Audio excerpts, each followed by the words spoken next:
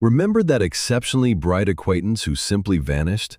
That brilliant college buddy overflowing with original insights who you haven't heard from in ages? Or the coworker who effortlessly spotted what everyone else missed only to resign without a word and erase their online presence?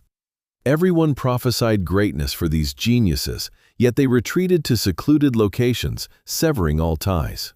What became of them? Did they falter, experience a breakdown, or simply surrender? Carl Jung's groundbreaking insights offer a profound explanation.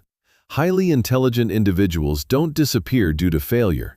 They vanish because societal pressures demand they conform, leading them to finally shed their pretense one day. If you've ever felt that powerful urge to retreat, to disconnect, to leave everything behind, Jung's findings confirm you're not flawed. Instead, you're responding logically to a world that penalizes authenticity. This pattern echoes throughout history. Carl Jung himself withdrew to his Bollingen stone tower, meticulously constructing it brick by brick in complete solitude. Grigori Perelman resolved one of mathematics' most formidable challenges, declined a $1 million award, and completely receded from academia. Bobby Fischer dominated the chess world, then disappeared into paranoid seclusion. Emily Dickinson penned revolutionary poetry while rarely venturing beyond her room. The evidence is irrefutable. The sharpest intellects rarely ascend to society's pinnacle. They quietly exit it. But why? What psychological forces make this withdrawal unavoidable? Today, I will reveal the precise reasons why profoundly intelligent individuals retreat from society. This is Carl Jung's perspective on the disappearance of the intelligent, and it may illuminate your own experiences. Let us commence.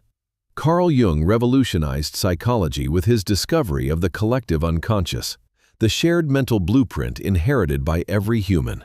It encompasses the beliefs, instincts, and conceptual frameworks embedded within your mind before you can even consciously think. However, Jung's transformative revelation is this: most people remain perpetually bound by this collective unconscious. Their thoughts are merely echoes of their cultural indoctrination. Their desires are shaped by advertising. Their convictions are what authority figures have programmed them to believe. And here's the astonishing part. They are utterly unaware of this conditioning. They genuinely believe their thinking is independent, yet they are simply recycling pre-existing beliefs. Jung described this as living in identification with the collective. Everyone wearing the same mental uniform, following the same invisible script. Yet, remarkably intelligent individuals naturally emancipate themselves from this collective programming. They interrogate inherited beliefs. They see through societal conditioning.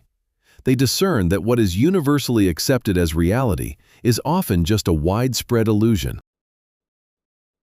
Jung termed this process of breaking free individuation, becoming your authentic self rather than merely a societal duplicate. And this is where the conflict arises, because society not only disapproves of individuation, it viciously punishes it. Consider this psychological truth. When you encounter someone physically stronger, you might feel admiration. When faced with someone wealthier, envy might arise. But when you encounter someone intellectually superior, something distinct occurs in your brain. Neuroscience research explains why. When individuals perceive intellectual inferiority, their amygdala, the brain's fear and threat response center, ignites like a fire alarm. A 2019 study at Princeton demonstrated that intellectual superiority triggers the same threat response as physical danger. Your intelligence literally activates their survival instincts. Psychologists call this the quote one. An intelligent person doesn't just share ideas, they reflect back everyone else's limitations. Their presence exposes intellectual mediocrity, and humans will resort to anything to shield their ego from that reflection. This explains why Socrates was executed, why Galileo was imprisoned, and why Alan Turing, despite saving millions, was driven to suicide. It wasn't because their ideas were incorrect, but because their undeniable correctness was intolerable. Have you experienced this? You articulate a complex thought, and a hush falls over the room. You highlight an obvious inconsistency, and people label you negative. You pose a deeper question, and the conversation abruptly shifts. This is not happenstance, it's cognitive self-defense. When individuals encounter thought processes they cannot match, their brain doesn't attempt to elevate itself to your level. It endeavors to neutralize the perceived threat. And the threat, in their perception, is you. Here's what many fail to grasp about being highly intelligent in conventional society. Every interaction demands translation. Jung observed, quote, 2, "This encapsulates the daily torment of the intelligent mind, which processes information through systems and patterns. They typically process information through tangible instances. Where you perceive interconnectedness across distinct fields, they discern isolated occurrences. Your discourse incorporates probabilities, whereas theirs is characterized by absolute certainties. Therefore, every single exchange you engage in involves translation. You condense your intricate, multifaceted ideas into easily digestible, one-dimensional statements for others. You eliminate subtleties, strip away depth, and simplify intricate complexities. This constant translational effort is emotionally draining because it isn't just about streamlining your communication. It's about simplifying your own thought processes. Your intellect is akin to a muscle. Extended periods of underutilization lead to its weakening. Each hour spent simplifying your thoughts contributes to cognitive decline. Carl Jung understood this profoundly. His inquiries into the collective unconscious, alongside his interest in alchemy and synchronicity, were too intricate for his contemporaries. Consequently, he ceased attempts at translation. He retreated to his retreat in Bollingen, spending years in complete seclusion, meticulously constructing the edifice with his own hands, stone by stone. Others labeled him insane, suggesting he was experiencing a breakdown. Yet he was achieving the opposite. He was finally attaining mental soundness, as sanity isn't about conforming to a flawed society. It's about refusing to partake in collective irrationality. This marks the primary reason why intellectually gifted individuals withdraw. The burden of constant translation becomes overwhelming. They come to realize they've spent years conforming themselves to conversations they find unstimulating. Eventually, they question, why am I doing this? What am I gaining from this performance? The answer is startlingly bare. Nothing. Absolutely nothing. So they cease their efforts. They retreat. They vanish. Not out of defeat, but with profound clarity. Jung identified another idea explaining the withdrawal of intelligent individuals, the persona. This refers to the facade you present to society, the version of yourself you display for acceptance. For most individuals, the disparity between their persona and their authentic self is minimal, making the mask feel natural. However, for highly intelligent individuals, this discrepancy widens into a vast chasm.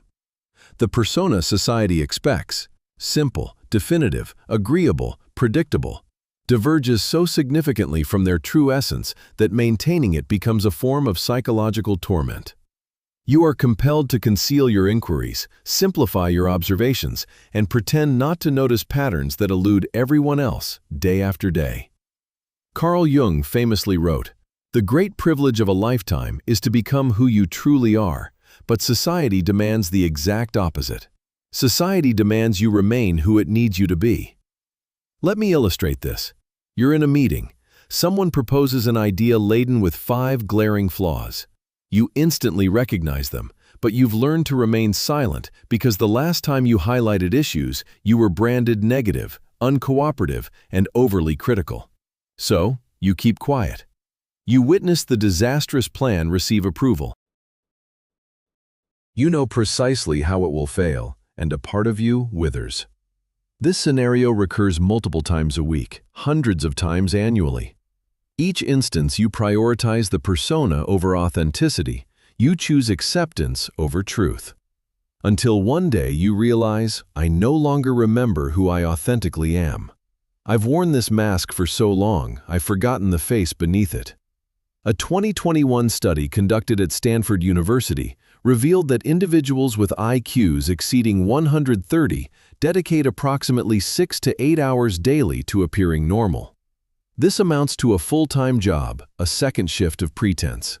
Eventually, they can no longer sustain it, so they withdraw to rediscover themselves, to stop performing and truly begin being.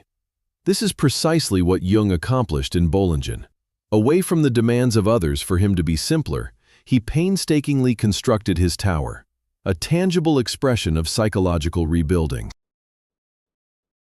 He wasn't fleeing, he was cultivating the sole environment where he could be his authentic self. Jung introduced another groundbreaking concept, the shadow. This represents the uncharted terrain within ourselves, the characteristics we deny, the truths we resist confronting. And here's Jung's discovery. Highly intelligent individuals unintentionally activate the shadow aspect in everyone else. When you enter a room, an unconscious process unfolds in others' minds. Their intellectual limitations become apparent, and their casual thinking becomes painfully clear. This triggers what psychologists term shadow projection. Instead of acknowledging their own shortcomings, people displace their unease onto you. You're arrogant. You're pretentious. You believe you're superior to everyone. But the truth is, you did nothing specific. Your mere presence awakened their shadow. Have you observed this? You haven't uttered anything arrogant, yet people label you as such. You haven't asserted superiority, yet people accuse you of believing you're superior. You have simply existed at your inherent level, and that was sufficiently threatening.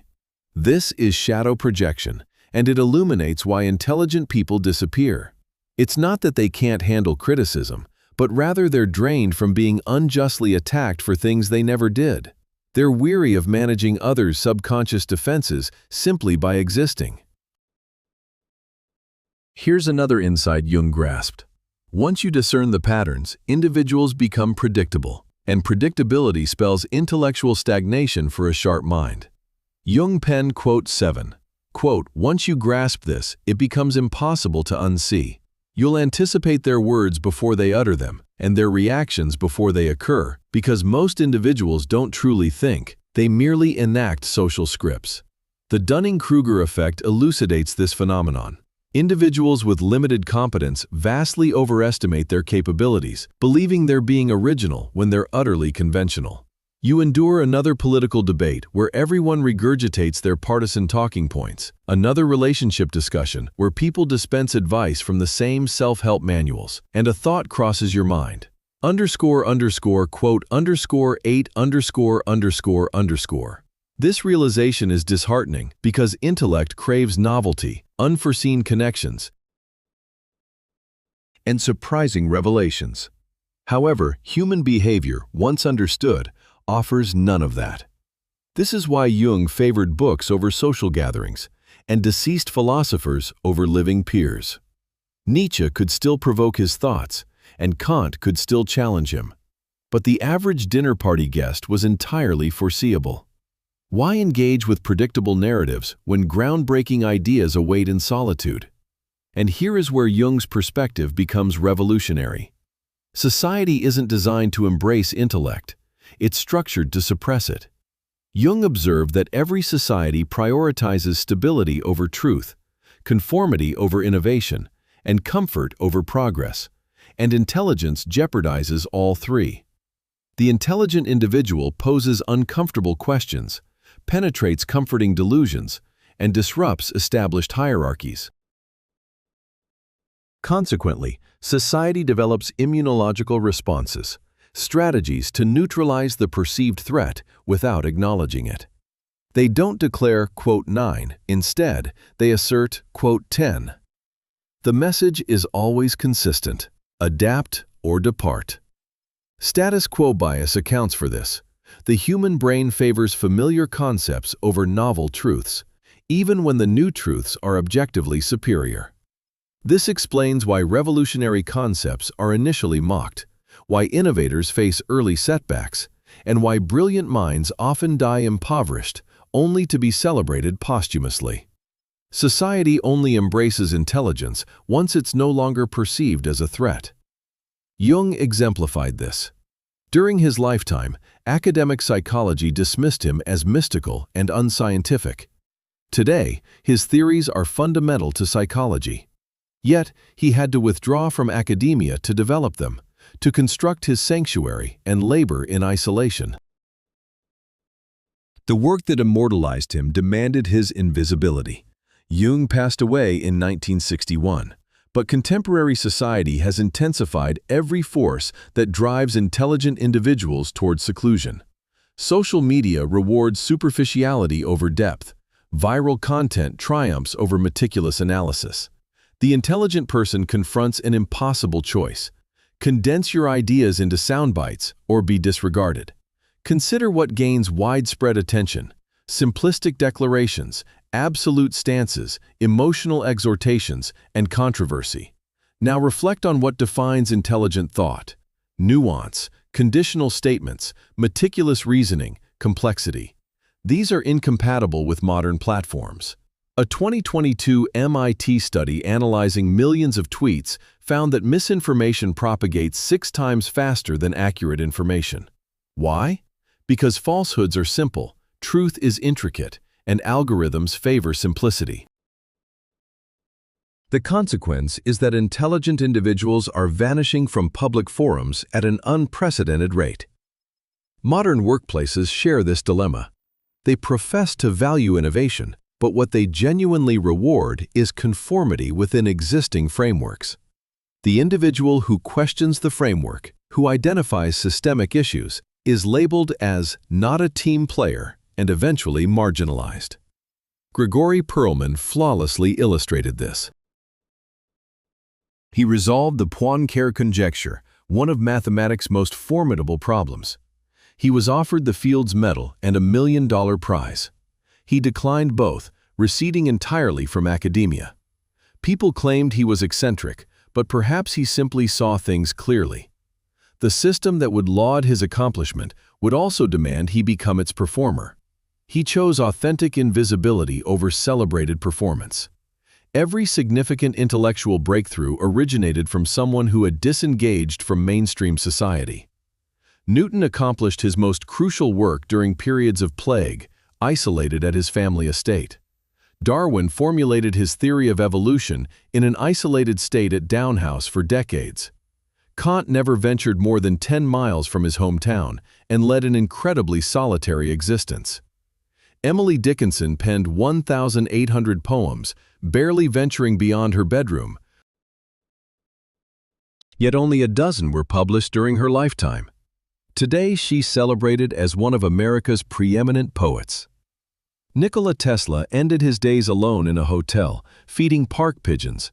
The very society that now reveres him completely abandoned him during his life.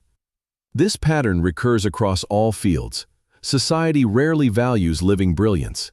At best, it tolerates it. At worst, it destroys it, only to commodify it posthumously. Jung termed this the persecution of the individuated mind. If these patterns resonate with you, you're likely entering the initial phases of your own withdrawal. Jung identified several indicators of this process. You feel drained, not revitalized, after social interactions. You prefer reading or contemplating to attending social events. You've begun declining invitations without remorse. Despite your competence, you feel a disconnect from your career. You've noticed yourself falling silent in conversations, not due to a lack of ideas, but because explaining seems futile. You're spending more solitary time and find solace, not loneliness, in it. These aren't signs of depression. They signify intelligence finally seeking its necessary environment. A 2020 study in the British Journal of Psychology revealed that highly intelligent individuals experience lower life satisfaction from socializing. The researchers concluded that the more intelligent a person is, the less benefit they derive from social interaction. This isn't a disorder, it's fundamental biology. Your brain is uniquely structured, requiring distinct inputs and surroundings that society often cannot provide. The question isn't if you'll withdraw, If you're truly intelligent, you probably will. The real question is whether this withdrawal will be deliberate or unintentional. Jung's response is unequivocal. Conscious withdrawal is constructive, vital, and productive. Carl Jung ultimately understood that intelligent individuals don't avoid failure by withdrawing. They evade the obligation to fail. Society demands they compress their thoughts, conceal their depth, and feign simplicity. Adhering to these demands guarantees a failure to become their true selves and to perform meaningful work. Therefore, they retreat not from weakness, but from a position of strength. They opt for invisible authenticity over visible performance. In this space of disappearance, they finally commence their intended work. Jung demonstrated this through his own life. Following his break with Freud, he retreated, meticulously constructing his tower. Within that secluded space, he cultivated the concepts that revolutionized psychology, feats unattainable within conventional boundaries. His withdrawal wasn't the end of his contributions. It marked the genesis of his pivotal work. Consider what you truly relinquish when you withdraw. Superficial conversations that bore you, draining workplace politics, exhausting social obligations, and the approval of those who wouldn't understand you anyway. Now consider what you gain. Ample time for deep work, space for genuine thought, freedom from constant interpretation, and the chance to become your authentic self. The advantage is clear. If you sense an urge to withdraw, Jung would urge you to trust it. It's not weakness calling. It's your authentic self asserting its need for space. Society might deem it concerning, your family may worry, and your colleagues might think you're giving up. But you'll comprehend the truth. You're not disappearing from life. You're disappearing into it, into your real life, your genuine work, your actual self. The world doesn't need another person diminishing themselves for others' comfort. It needs you operating at full capacity, with full depth and intelligence, which necessitates withdrawing from anything designed to constrain you. So, construct your tower. Discover your sanctuary where societal demands cannot penetrate. Sever ties with relationships that deplete more than they nourish. Abandon careers that prioritize conformity over contribution. Cease explaining yourself to those who will never grasp it. And in that disappearance, finally begin. Carl Jung receded from mainstream psychology, and his ideas now define it. Emily Dickinson vanished from society, and her poems are immortal. Their disappearances weren't born of a failure to thrive in society. Rather, thriving in society would have meant failing in everything that genuinely mattered. This is Jung's ultimate truth. Visibility in a dysfunctional society isn't success, it's complicity. Disappearing from collective madness isn't failure, it's sanity. The work you undertake in that secluded space, unseen by those who cannot perceive it, is the work that genuinely transforms the world. So disappear, build your tower, do your work, because the intelligent don't disappear to hide from society. They withdraw themselves to ultimately achieve self-realization.